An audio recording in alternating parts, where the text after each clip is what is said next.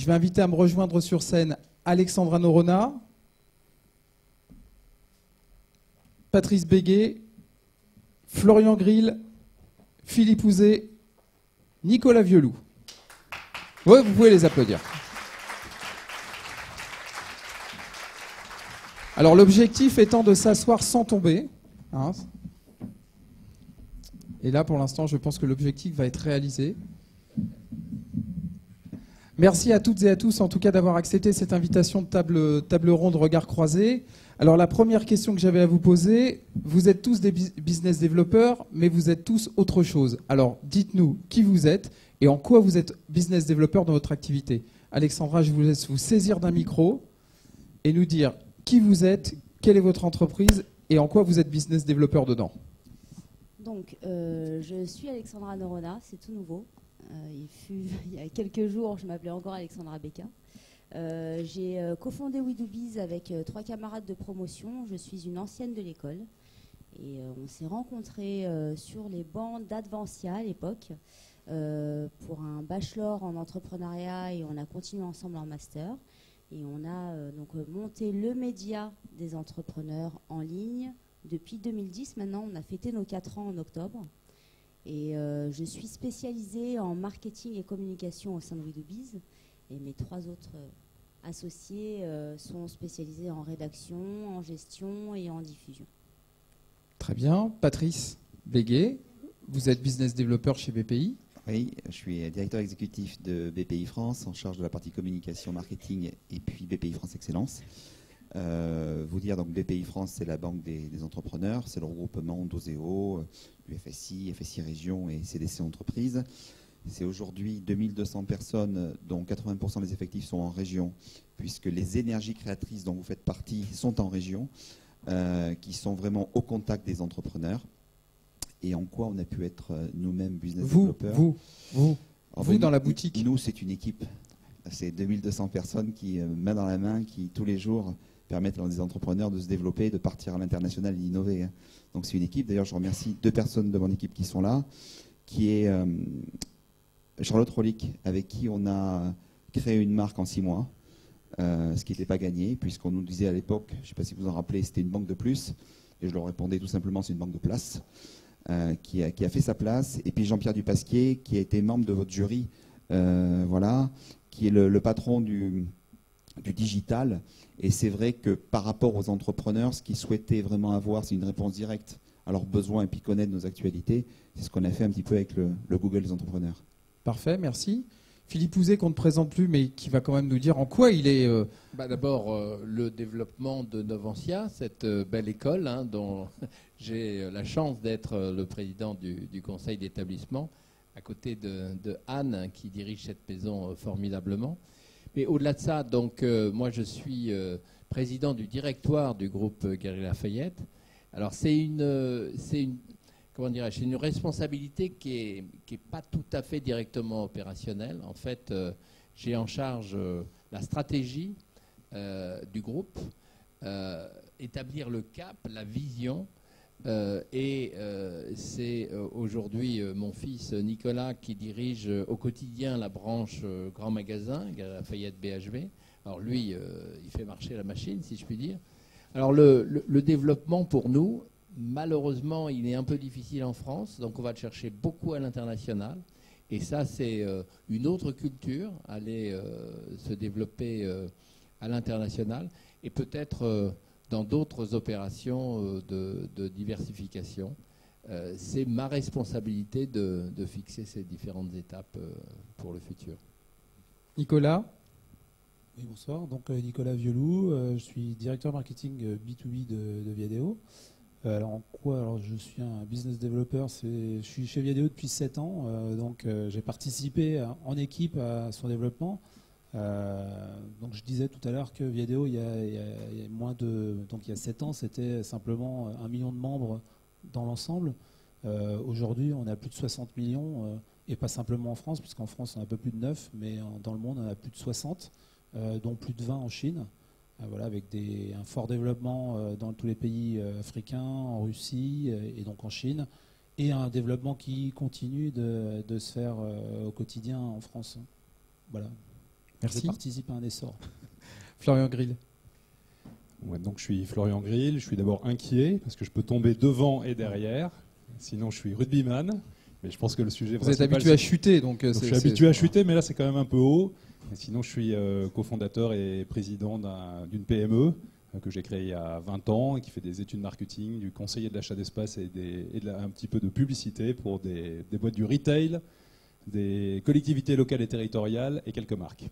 Voilà. Et on est 90 personnes. Alors après, moi j'ai une deuxième question à vous poser. Est-ce que vous avez mis en place dernièrement une innovation en me disant d'où elle est venue et quelle valeur ajoutée elle a apporté directement à vos clients? Alors allez-y, vous êtes entre business développeurs, je vous laisse vous répartir la parole. Alors ça va être un peu technique. Notez que le rugbyman a toujours un peu de... Tout le monde vous craint. Hein. Il prend de l'espace.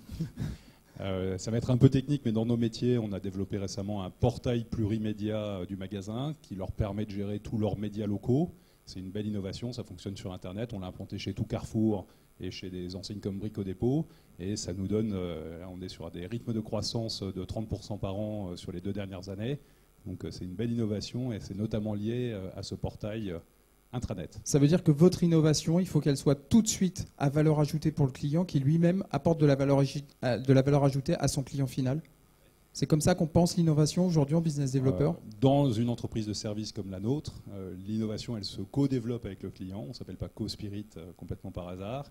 Et donc on est en écoute active avec les clients, on entend des besoins et on co-développe avec eux des innovations qui du coup sont prévendues parce qu'elles ont été co-développées avec eux. Patrice, dans une banque où tout a été inventé, est-ce que tout reste à inventer? Et justement, quelle innovation vous avez fait et comment vous l'avez fait avec vos clients? C'est tous les jours. Je vais te parler plutôt de la prochaine. C'est plus drôle. En fait, on a l'occasion de rencontrer différents partenaires médias, dont un grand groupe, dont je ne citerai pas le nom ici, qui était venu nous voir, mais ils voulaient nous vendre quelque chose. Tu sais ce que c'est, Philippe, quand on veut vendre quelque chose, il faut avoir l'agnac. Voilà, exactement, c'est un bel exemple. Et en fait, ils étaient tristes. Et ils viennent de me donner une idée. Et je leur ai dit, en fait, vous venez de me donner une idée. Je n'ai pas acheté leur projet parce qu'ils étaient tristes. Et en fait, c'est d'organiser, tout simplement, les rencontres de l'agnac. Alors c'est quoi? C'est quoi les rencontres de l'agnac? Justement, dans toutes les entreprises, il y a des business développeurs exceptionnels, qui peuvent être les patrons, qui peuvent être des gens du développement, etc. Et donc, on va faire monter sur scène, le 13 janvier prochain, 35 patrons qui viennent de toute la France et de l'étranger, parce qu'on dit souvent, la France, c'est ci, la France, c'est ça. Et je suis très attentif à ce que vous avez dit. La France, c'est le plus beau pays du monde. Et quand vous allez, par exemple, au Qatar, et qu'on vous parle des Galeries Lafayette, par exemple le groupe Ali Ben Ali, qui vous explique le développement qu'ils sont en train de faire, etc., c'est une fierté. C'est une fierté. Donc il y a plein de gens exceptionnels. Donc on va les faire monter sur scène, ces 35. Ils auront chacun 3 minutes. Ça sera repris par tous les titres de la presse quotidienne régionale, plus le Figaro, les Échos, la Tribune, etc. Et ça permettra de monter un véritable écosystème. Et à la fin, parce qu'on passe du virtuel au réel, ces 450 personnes qui seront présentes chez notre partenaire Eurosite vont pouvoir échanger, vont pouvoir développer. Et puis on va passer de 450 l'année prochaine à 2000. Donc je vous dis, on le fait à Eurosite cette année, on le fait à l'Olympia l'année prochaine. Donc c'est l'esprit business développement. Complètement. Alexandra, on a vu que vous aviez monté la boîte avec les autres. Moi j'ai une question à vous poser. Quand on est business developer, c'est quoi le plus important? C'est d'être commercial ou d'être entrepreneur? Je suis désolé, je suis un peu polémique, mais bon. Alors, je pense que c'est les deux. Sans langue de bois, un entrepreneur est le meilleur commercial de sa boîte. Et le meilleur ou est censé l'être? Alors, s'il ne l'est pas, j'ai envie de dire, tant pis pour lui, quoi. C'est un peu dommage. Ça risque de pas durer longtemps. Ça risque d'être compliqué, oui. Donc, un entrepreneur doit être le meilleur commercial de sa boîte. Nous, on est 4 à essayer de vendre WeDoBiz depuis des années, de vendre WeDoBiz Agency, parce que ça fait partie d'une innovation de développement qu'on a créée depuis 2 ans maintenant, une agence de création de contenu digital qui est en fait tout simplement au service des entreprises. Ça ne nous empêche pas d'embaucher des commerciaux, ça ne nous empêche pas d'embaucher des business développeurs. Et je pense que le bon mélange, c'est le mix des deux. C'est-à-dire le patron qui sait bien vendre son entreprise, mais qui est quand même appuyé par des collaborateurs qui sont au quotidien en contact avec le client. Nicolas, chez vous, c'est pareil. Est-ce qu'il vaut mieux être entrepreneur? Est-ce qu'il vaut mieux être commercial? Est-ce qu'il vaut mieux être marketeur? Et c'est quoi être business developer? Est-ce que c'est partout? Est-ce que c'est plus une partie qu'une autre?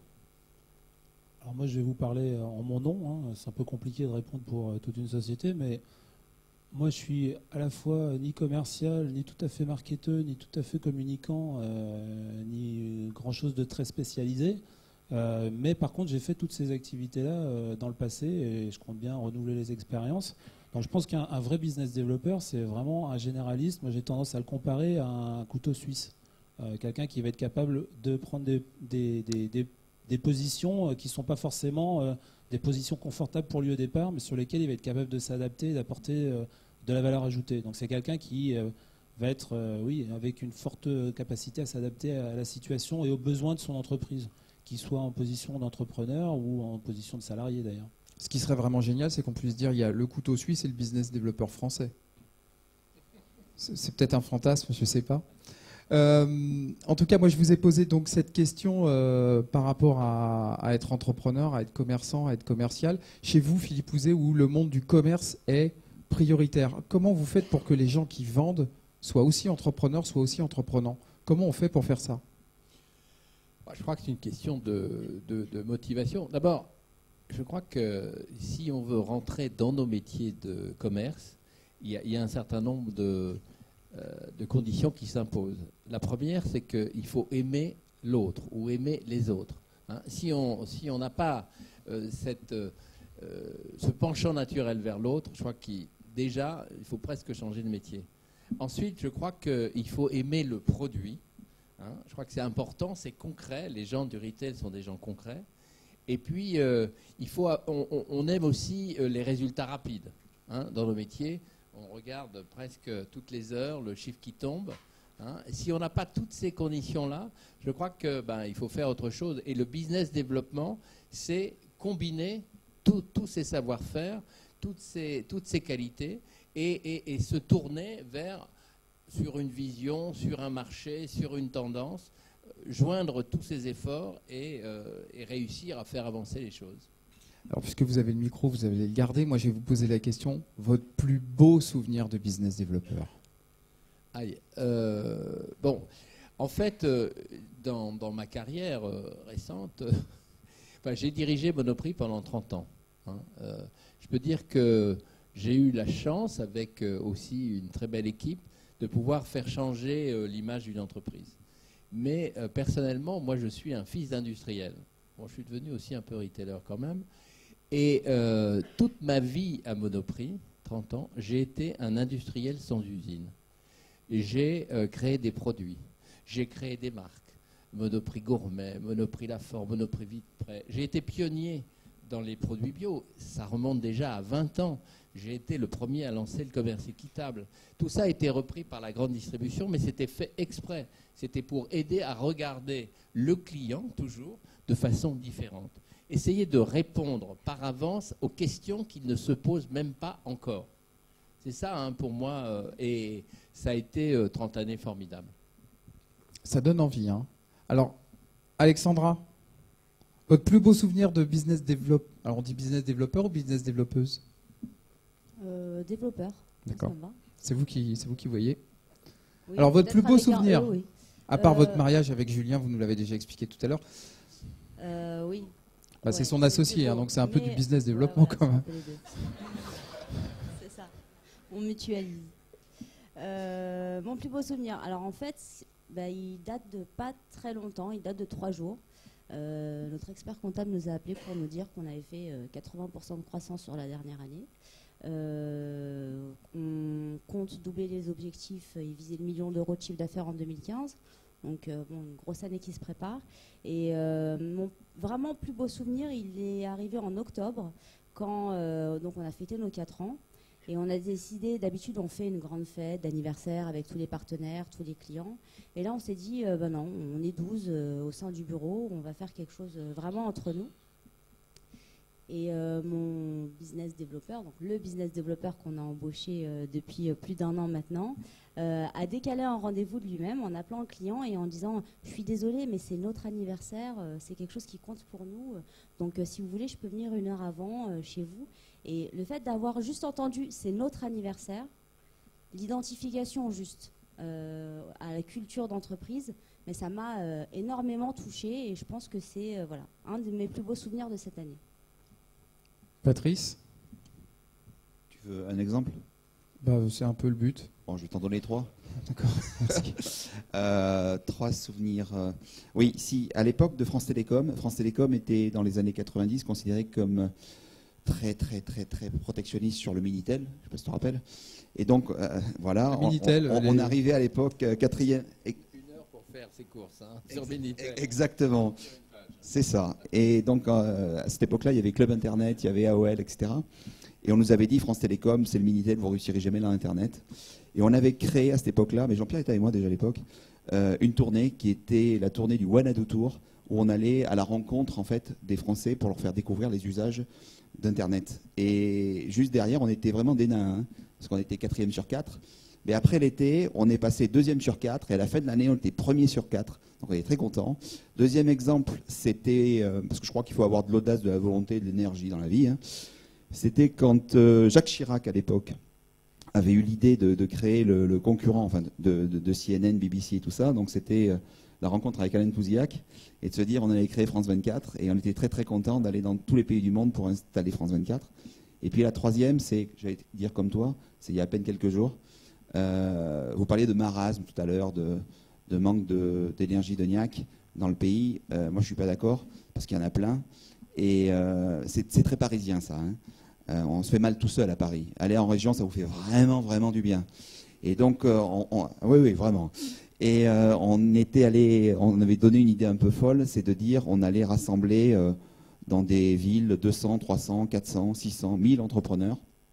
Et on a rassemblé au total 25 000 entrepreneurs en l'espace de 2 mois avec des rencontres one-to-one et que les gens fassent du business entre eux. Parce que c'est ça aussi le business développement. C'est vous avez une bonne idée, mais permettre aux gens, l'humain, comme tu le disais, de se rencontrer et faire du business entre eux. Voilà, c'est ça. Merveilleux. Florent, dans la mêlée, comment ça se passe? Dans la mêlée, sur quoi? C'est le meilleur souvenir que tu veux? Le meilleur souvenir, est-ce que dans la mêlée des clients, dans la mêlée des fournisseurs, dans la mêlée des équipes? Je vais botter en touche sur le meilleur souvenir avec une technique de rugbyman avérée. Le meilleur souvenir, c'est le futur contrat que j'attends. Là, je suis sur un gros appel d'offres avec Carrefour pour gagner leurs médias locaux face à des gros mastodontes que sont les Havas, Publicis et autres. Et j'ai bons espoirs de l'emporter. Donc, j'attends ça. Mon meilleur souvenir, ça sera celui de demain. Alors, j'espère qu'il y a quelqu'un de Carrefour dans la salle. Oui, il y a quelqu'un de Carrefour dans la salle, Philippe. Dernier beau souvenir? Oui, alors ça commence à dater un petit peu. J'en ai eu beaucoup depuis, mais celui-là, c'est celui qui me saute aux yeux. C'est une expérience que j'ai eue il y a 8 ou 9 ans quand je travaillais justement pour une filiale de France Télécom qui s'appelait À la Page, qui a disparu depuis. Et j'avais eu l'occasion de mettre sur notre site en vente un produit qui a explosé derrière, donner sa chance à un nouveau produit qui s'appelait Weekend Desk à l'époque, qui est devenu Smartbox, etc. Et donc être parmi les premiers, si ce n'est le premier, à le vendre sur le web, c'est sûr, pour de bon probablement aussi. En tous les cas, avoir eu la possibilité de donner une chance à une nouvelle offre, ça a été quelque chose de plutôt sympa. Alors, comme le business développeur et comme vous le savez, un être courageux, un courage n'est pas marqué là-haut, je vais maintenant vous poser la question de votre plus bel échec. Et vous allez tous me répondre en quoi ça vous a rendu plus fort. Alors moi, ça va être le même exemple. Exactement le même exemple. Simplement parce que c'est là que j'ai expérimenté l'ingratitude que peuvent avoir certaines personnes avec qui on travaille ou des gens à qui on donne leur chance. Voilà, ça s'est très mal passé par la suite. À une échelle humaine plus que d'un point de vue business, mais je pense que c'est assez mal vécu quand ça arrive. Voilà. Et on apprend. On apprend, mais malheureusement, on apprend peut-être aussi à faire un peu moins confiance aux gens, et c'est pas forcément ce qu'on recherche quand on signe comme ça des nouveaux partenaires, et que derrière, on a l'impression qu'ils oublient que vous leur avez donné une chance. Ça, c'est fait. Florian? Ouais, plus bel échec. J'espère pas, c'est le prochain. Non, là, je me voilà. Non, là, c'est là. Non, la vie de l'entrepreneur n'est pas un long fleuve tranquille. Nous, on a créé il y a 20 ans. On a connu une phase de grosse croissance et on a été absorbé dans la bulle Internet dans les années 99-2000. On pensait être plus malin que les autres parce qu'on se disait dans la ruée vers l'or, on vend des pelles et des pioches. Bon, en fait, on a pris un râteau direct et on a vu le chiffre d'affaires fondre de 70% en un an.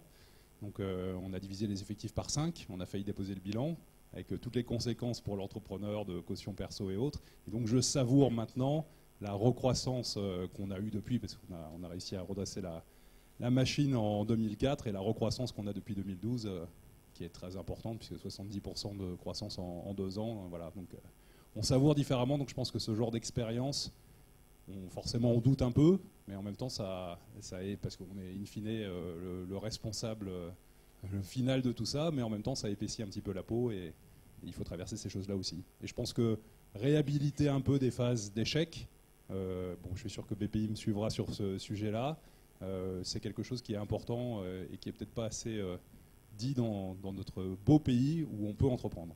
Philippe Houzet, vous avez l'habitude de dire que l'arrogance, c'est ce qui tue parfois les entreprises. C'est une bonne illustration de ce qui vient d'être dit par Florian. Oui, et les échecs, ça vous rend modeste et humble. Et je crois que si on veut rester sur la distance, il faut cultiver cette humilité. Moi, mes échecs les plus importants, je les ai connus dans le recrutement et dans le recrutement de dirigeants. En fait, le recrutement, c'est quelque chose de très, très difficile. Et j'ai eu une épreuve terrible. Un jour, j'ai recruté un directeur général. On était 3 pour le recruter. Et il passait les filtres des 3 personnes. Et il a fallu seulement quelques mois pour se rendre compte qu'il ne correspondait pas au profil et aux qualités premières du poste. C'était quand même assez délicat. Pourquoi ? Parce qu'aujourd'hui, toutes les écoles de business vous apprennent d'abord à vous vendre. Donc il faut faire très attention à ne pas se laisser prendre à un beau discours, et même à plusieurs. En fait, il faut sans doute s'entourer de gens un peu plus professionnels. Il faut dire aussi quelquefois, moi je reconnais, un de mes problèmes, c'est que je suis assez bon public, personnellement. Donc ouvert aux autres, j'aime bien écouter les beaux discours. Oui, bon. Chacun ses problèmes personnels. Mais depuis, alors ce que j'ai fait pour essayer de diminuer ces problèmes, c'est de créer une direction des talents interne à l'entreprise. Et finalement, je me dis, plutôt qu'à certains moments de l'histoire de l'entreprise, d'aller chercher des hauts dirigeants à l'extérieur, on va se les créer à l'intérieur, à l'interne. Et donc, on a commencé à recruter un certain nombre de jeunes prometteurs qui sont eux-mêmes des business développeurs et qui vont, dans le temps, faire différents, tous les 2-3 ans, vont évoluer dans l'entreprise et un jour pourront peut-être prendre des responsabilités très importantes. Je crois que ce sera une façon de diminuer le taux d'échec. Merci. La plus belle gamelle, Alexandra, pour l'instant, en tant que business développeur, c'est quoi ? J'espère pas. Ouais, j'espère pas. Le plus bel échec, je pense qu'en fait, il s'est transformé en belle réussite. Ça a été le financement des banques. Nous, quand on a lancé avec une web radio. Ça faisait très étudiant qui lançait une playlist dans sa chambre. Et on a été voir plusieurs banques qui nous ont gentiment dit non. Voilà. Donc on n'a jamais eu aucun financement au départ, pas faute d'avoir essayé plusieurs fois. On a tapé carrément à toutes les portes et on a eu que des noms. Et quelque part, alors on s'est dit qu'on allait arrêter en fait le projet à ce moment-là. C'est pour ça que je dis que c'est vraiment un échec, parce que on s'est laissé un mois de réflexion et on s'est dit, si dans un mois on ne trouve pas une solution, ça faisait 6 mois qu'on travaillait sur WeDoBiz et on s'est dit on arrête, on passe à autre chose. Enfin, il y a un moment, personne ne croit en nous, donc au bout d'un moment, on doute de soi-même également. Et on a décidé de faire totalement l'inverse, c'est-à-dire de retrousser nos manches et d'aller chercher l'argent là où il était, avec nos petits moyens et notre petite expérience de commerciaux qu'on avait préalablement grâce à l'alternance. Et du coup, ça fait 4 ans, on n'a jamais redemandé d'autres financements. On est rentable depuis la première année et on a une entreprise maintenant qui est endettée à 0. Voilà. Donc j'ai envie de dire merci les banquiers qui m'ont dit non. Patrice, dernier échec. Déjà, je vais lui dire, à l'époque, il n'y avait pas BPI France. Déjà. Deuxièmement, on a beaucoup de partenaires banquiers. Ils font aussi un travail qui est pas facile dans le financement et l'investissement. Mais il faut savoir oser. Et là, je fais passer un message avant de parler de l'échec. Certainement, dans vos idées, vous avez des idées les plus folles. Venez voir BPI France, on va vous les financer. Aujourd'hui, l'argent est là, je vous le dis. Donc, il faut y aller. Un exemple ici sur scène. Foncez. L'argent est là. Donc, vous envoyez du bois, nous envoyons du blé. On peut l'applaudir. Deuxièmement, sur la partie des échecs. Alors, j'en ai eu un. Je passais 14 ans à France Télécom. Et la dernière année, c'était la création de la marque Orange, qu'on m'avait confiée. Bon, c'est un enjeu. Et en parallèle, comme je suis, outre la communication, j'adore le business, j'avais dit, on a des revenus qui viennent des abonnements téléphoniques qui baissent. Pourquoi? Parce que vous avez des gens assez exceptionnels comme Xavier Niel, et puis d'autres qui sont en train d'arriver, comme Patrick Drahi, qui va faire un malheur cette année, dans le bon sens du terme. Et j'avais dit qu'il fallait créer une régie publicitaire pour, en fait, développer des ressources. On avait de l'audience, donc il fallait chercher des sources de croissance ailleurs, en France et à l'international. Et on ne m'a pas suivi, donc j'étais très triste. Mais de l'autre côté, comme toi, j'ai eu la chance de monter ce projet avec BPI France, avec France 24. J'étais déjà passé peut-être d'après. Et là, c'était une chance formidable, parce qu'on partait dans l'inconnu, on démarrait, on n'avait pas d'audience, mais on avait des gens formidables comme Philippe Houzet, des vrais patriotes qui défendaient la France et donc qui nous avaient aidés financièrement comme d'autres entreprises, peu. Et c'est ce qui m'a aussi déçu, c'est la deuxième déception, c'est-à-dire que je pensais, moi, que le SBF 120 allait au moins à 50% venir nous aider à financer cette bonne chaîne, comme l'avait fait Coca-Cola, IBM, etc. aux États-Unis avec CNN. Ben non, il manque ce côté un petit peu solidarité française. Et bien donc, ça nous a donné de la force. La force à aller au Qatar, à aller au Moyen-Orient, aller en Asie, aller aux États-Unis et aller chercher les budgets où ils sont. Et le troisième petit échec que j'ai eu en arrivant à BPI France, c'est que ce que je n'avais pas eu de la part, je voulais le donner aux nouveaux médias. Donc il y en a quelques-uns ici, que ce soit le Topcom, que ce soit We2Biz, que ce soit Dynamique Entrepreneuriale. Et donc j'ai appelé les patrons de régie en leur disant, ben voilà, ils se créent, ils se lancent, ben aidez-les quoi. Et là, on rentre dans un conformisme où on vous dit, mais alors surtout pas, parce que si, parce que ça, on attend leurs audiences dans 2 ans. Mais non, je veux dire 2 ans, dans 6 mois, si vous ne les aidez pas, ces business développeurs, ils vont crever. Donc c'est maintenant qu'il faut les aider. Donc nous, on l'a fait. On a passé des coups de fil, on continue, puis on continuera en 2015, je vous le dis aussi.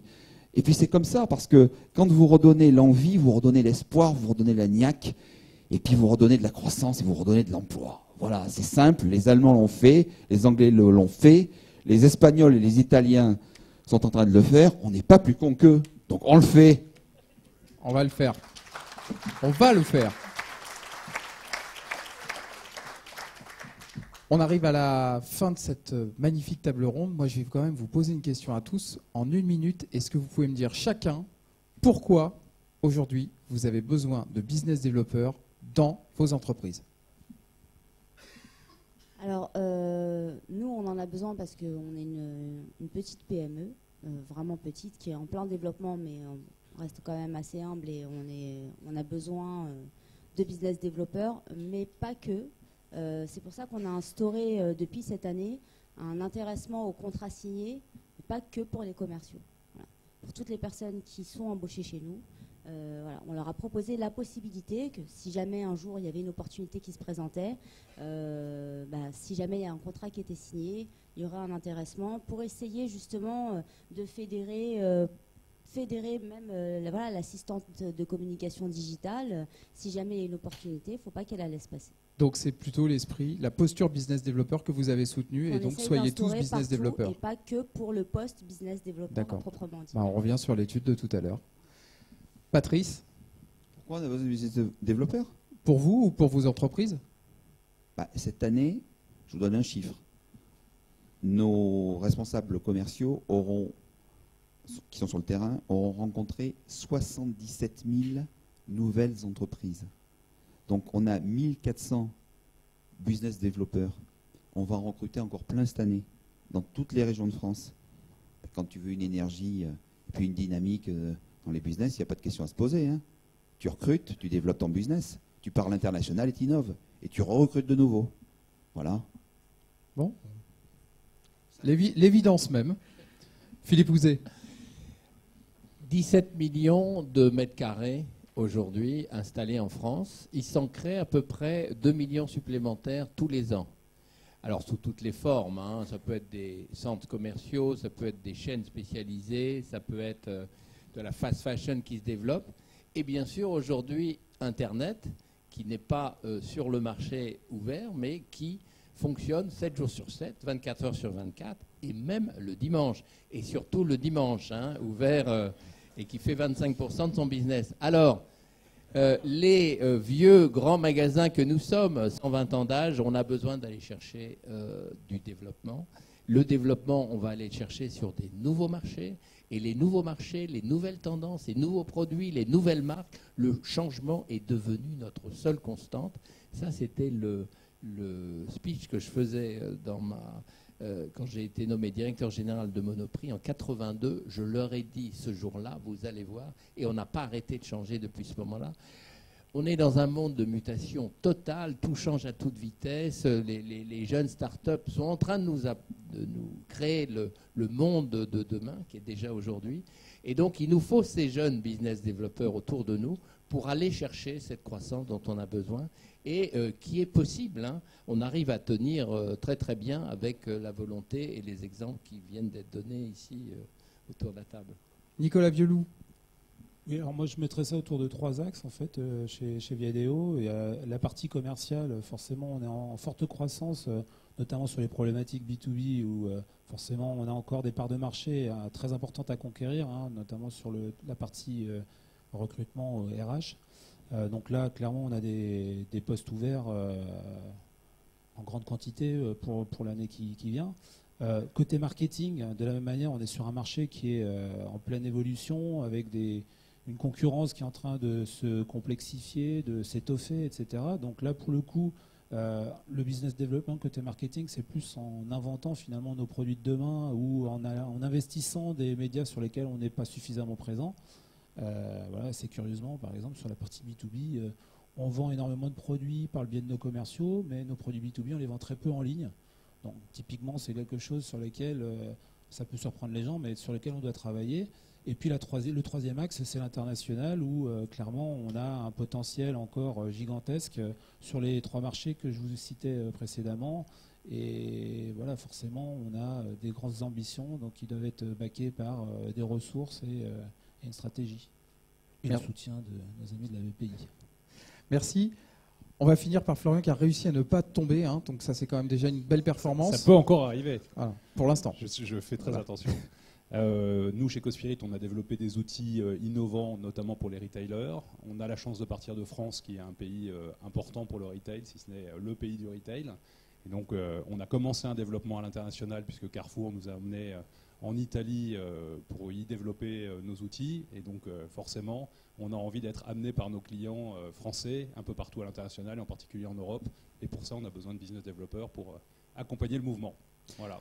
Merci à tous, business développeurs. Vive le business développement. On vous applaudit bien fort. Merci à tous.